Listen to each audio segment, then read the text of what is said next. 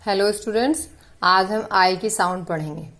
आई दो तरह से साउंड करता है। एक तो शॉर्ट ई जैसे हिंदी में होता है, ई जल्दी बोलता है जो, और एक आई जो इसका अल्फाबेट नेम है, जैसे हम इसे ABCD में पढ़ते हैं वो अल्फाबेट नेम है।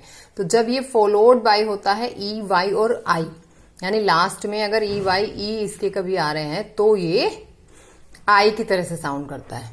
और अगर शॉर्ट ई की बात करें तो CBC पैटर्न में मोस्टली ये आई साउंड देता है, जैसे पिन।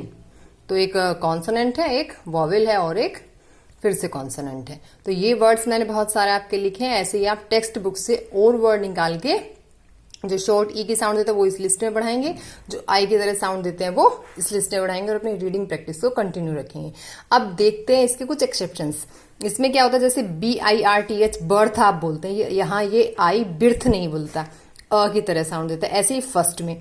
अब मैंने गिव को एक्सेप्शन पे क्यों लिखा, क्योंकि अगर हम देखें डाइव तो DIVE और GIVE, तो वो तो बोलेगा डाइव और ये बोलेगा गिव, क्योंकि इंग्लिश में कुछ चीजें ऐसी हैं तो बस हैं, जैसे PUT पुट और BUT बट, GO गो और TO ट्रू। तो कुछ चीजें हो चली आ रही हैं, ये आपकी नॉलेज में आ जानी चाहिए कि कहाँ हमने किस वर्ड को कैसे प्रोनाउंस करना है। तो आई का हमारा जहाँ सिंगल आई आ रहा है, अभी वॉवेल के साथ पेयर वर्ड में आप उसे जो आते हैं अलग से, वो मैं अलग से ही पढ़ाऊंगी।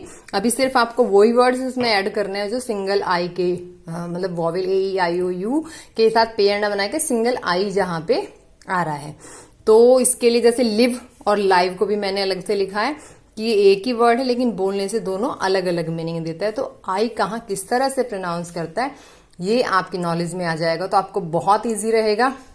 कुछ वर्ड्स मैं फटाफट से आपके रीड कर देती हूँ, जैसे कि bind, mind, fight, right, time, tiny, climb, wine, tiger, tight, dive, drive, prime, price. ये सब क्या कर रहे हैं, आई की साउंड दे रहे हैं आपके। Right, sign, has, divide, decide, hide, pride, sign.